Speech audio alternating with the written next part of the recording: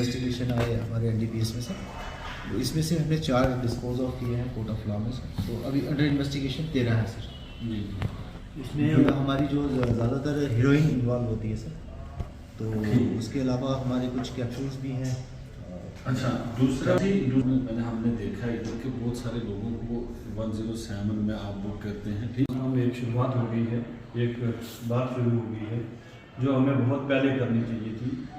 हम जितने लोग यहाँ पर बैठे हुए हैं ऑलमोस्ट जो है वो सन ऑफ द साइड, और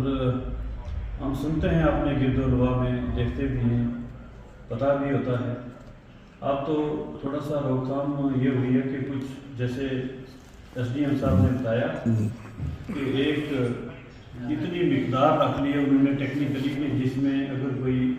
ऑफेंस बनता भी है तो उसको वेलेबल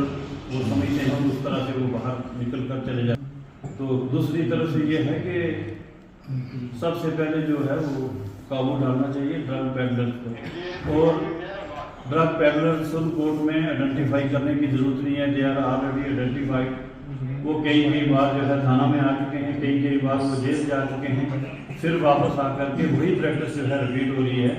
तो उनके लिए कोई ऐसा शिकंजा कसना चाहिए कि वो लंबे टाइम के लिए जो है वो जेल में रहने चाहिए। तो नए ड्रग पेडलर्स बनना मतलब पुलिस अथॉरिटीज को एक्टिवली काम करना, उसमें ऐसा नहीं है कि उनको पता नहीं है या क्या चीज़ें आइडेंटिफाइड हो गए, बट उनके ऊपर पूरी नजर रखनी है। उन्होंने बड़ा के जो मतलब लीगली बाइंडिंग नहीं होती है, जिस पर कोई एक्शन नहीं लिया जा सकता, इस तरह करते। बट स्टिल जो ऐसे सप्लायर्स हैं हमारे इसमें कोर्ट बाजार के बीच में भी, देखो मेरा काम नहीं है इसके ऊपर एक्ट करना, लेकिन सबको पता है दिन दिहाड़े कॉलेज के बैक साइड पीछे ऊपर लोग बैठे रहते हैं। महीने में 2 दिन 15, 30 को, 16 और 30 को हमारी मीटिंग जो है जो हमारी सब डिवीजन लेवल कमेटीज हैं, डिफरेंट जो पंचायत लेवल के ऊपर है, वो उसमें उनको आइडेंटिफाई करना है, अवेयरनेस करनी है लोगों को। फर्दर जो जितनी हमारी आवाम है उनको इस चीज़ के बारे में अवेयर करना है कि ये बोला अगर मैं बचा हूँ तो मैं इस जोन में मत रहूँ कि मैं बचा हूँ, मैं कुछ पता नहीं लगेगा, मेरे बारे में खुद भी पता नहीं। तो बेहतर यही है कि अवेयरनेस के साथ साथ प्रोएक्टिव होकर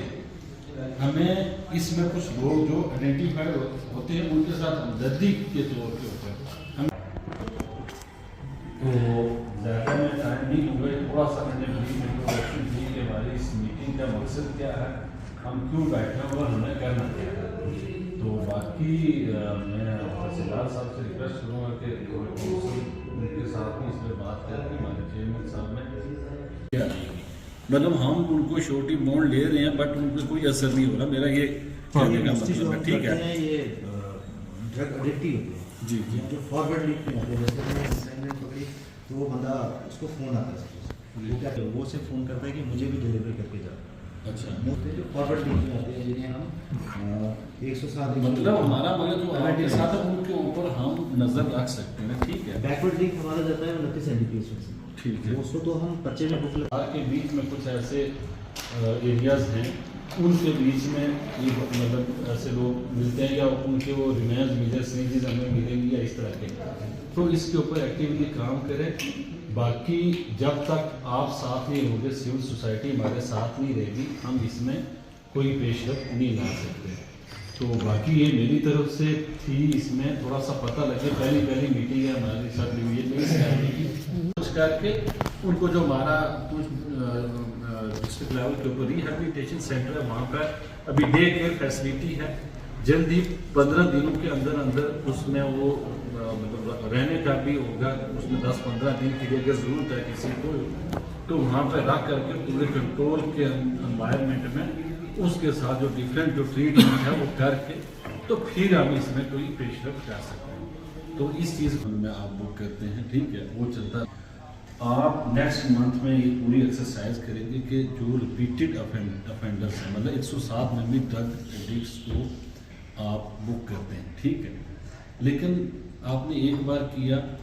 आप उसमें ये पूरा एक डाटा बना के लाएंगे कि लास्ट 6 मंथ में कितने रिपीटेड अफेंडर्स हैं। जब उससे बॉन्ड लिया, फिर दोबारा उसने किया, फिर आपने 107 में उससे श्योरिटी बॉन्ड लिया, और रिपीटेड अफेंडर कौन से हैं।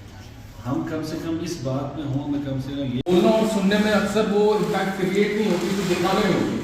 अगर हम उनको बुरा हाल दिखा पाएँ जो ड्रग एडिक्ट्स का होता है,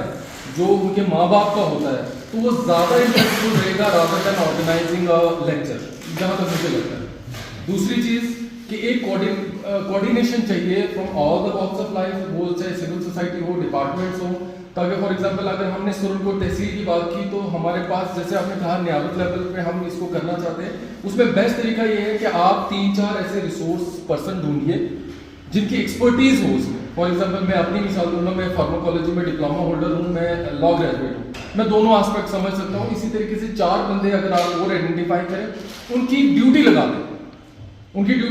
कि उनको आप 5-5, 6-6 एक महीने में आप ऐसे हायर सेकेंडरीज और अदर सेंटर्स आइडेंटिफाई करें जहां वो जाएं, जहां वो इंटरेक्शन करें। सिर्फ ये नहीं कि बोल के आगे, उनके पास प्रॉपर एक प्रेजेंटेशन होनी चाहिए जो हर स्कूल में, हर हायर सेकेंडरी में 15-15 मिनट, आधे घंटे की वीडियोस और इस तरह की चीज़ें दिखाई जाए। और फिर उसको